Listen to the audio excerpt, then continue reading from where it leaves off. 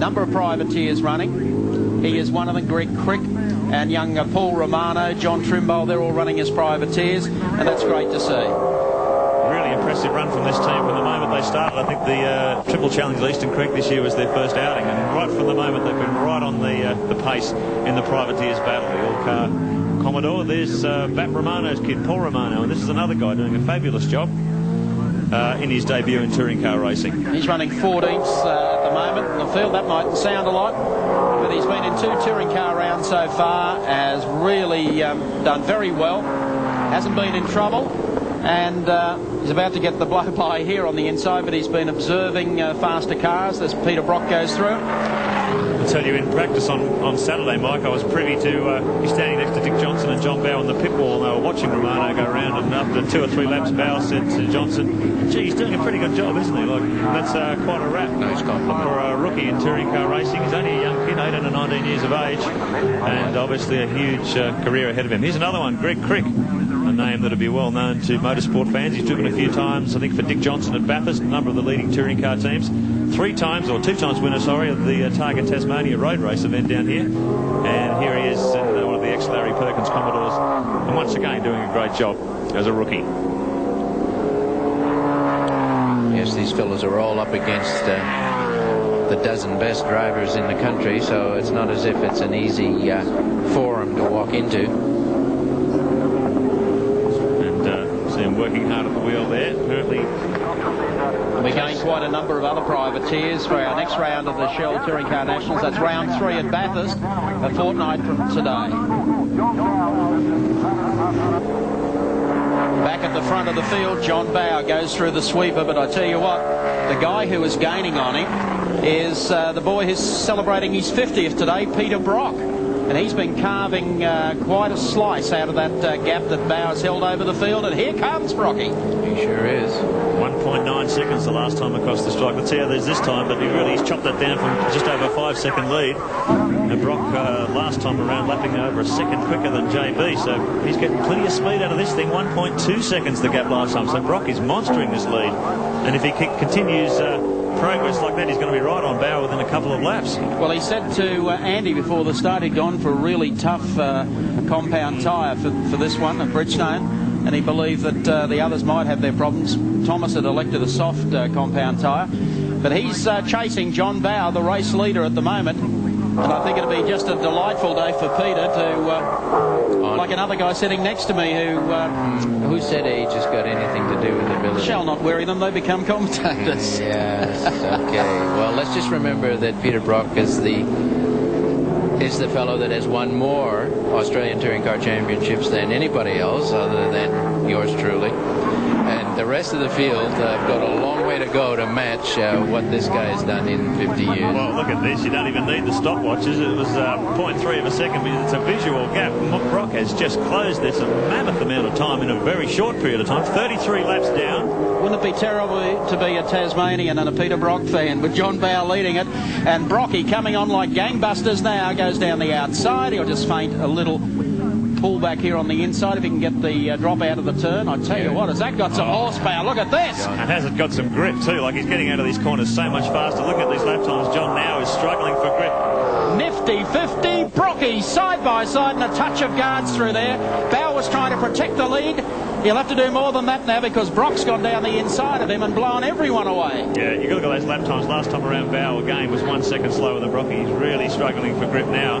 And Brock has just really trounced him with his tyre selection, gone for the Bedrock Specials, and they really have been the tyre to have in this grueling 38-lapper. Just drove right by him, didn't he? Really tremendous move there. Prepared to sit back and wait those opening hectic 10 or 15 laps of this final heat, but boy, it's paid dividends now. Lap 34, 4 laps to go for Peter Brock as he leads this second heat. John Bowe really can't do anything about it. He's trying to hang on to Brock as best he can. There's plenty of smoke here on the approach to... Oh, one's gone up the escape road, has it? Yes, it's Dick. He's spent a bit of time in the wars today, has young Richard. He certainly has.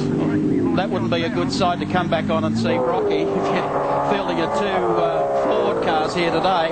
And the fact that Brocky has run away from JB and he's coming up now on young David Attard to put a lap on David, goes to the outside. Attard stays out of the way, stays off the racing line and tries to give John Bowe a shot at him as well.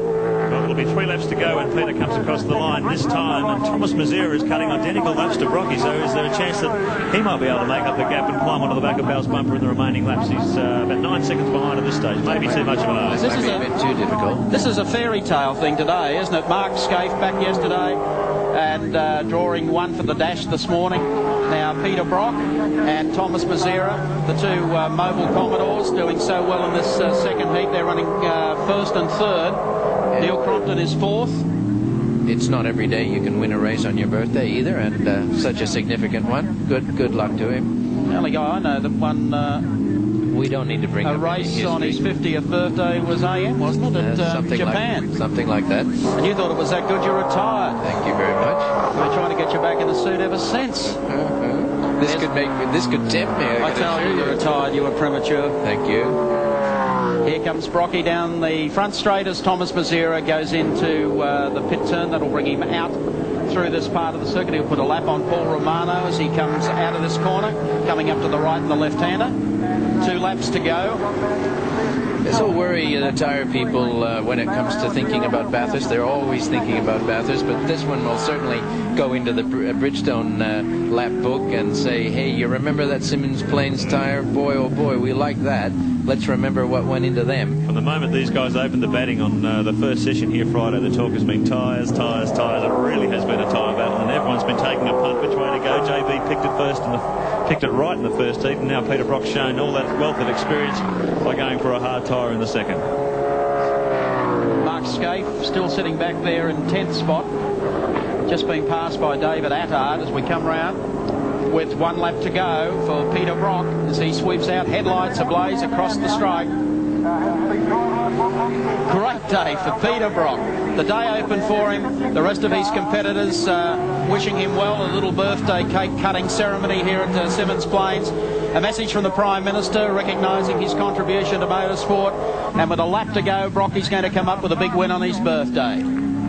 Full credit to Holden Racing Team too, because these guys were in all sorts of trouble here on Friday. They just couldn't get any sort of chassis balance into the cars, and they were really struggling to stay in the top 10. And haven't they turned that around in race setup? Yeah, and it shows the team working together. The drivers not getting too despondent. It's always depressing when you're behind, but drivers working with their engineers and the team and bringing the package home.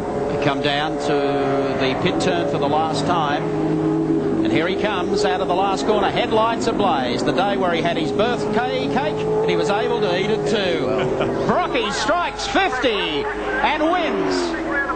Great day at Symmons Plains. Second will go to John Bow. He's ruined the Tasmanians' party. And third will go to the HRT driver, Thomas Mazera. And 4th spot, a very creditable 4th to Neil Crompton in the Coke Commodore. What a reception from the huge crowd at Symmons Plains. They just love Peter Brock. And he's delivered a win today on his 50th. And the fans all think that is kind of fabulous. Let's check them out for you now on the Shell Race Score. Checking them out for you. Peter Brock, the winner of race 2 of round 2. Second went to John Bow. Third was Thomas Mazera. 4th, Neil Crompton. And 5th was Larry Perkins. 6th place went to Wayne Gardner. 7th to Jimmy Richards. 8th to Tony Longhurst. 9th, a great night to David Attard. And rounding out the 10 was national champion Mark Scaife.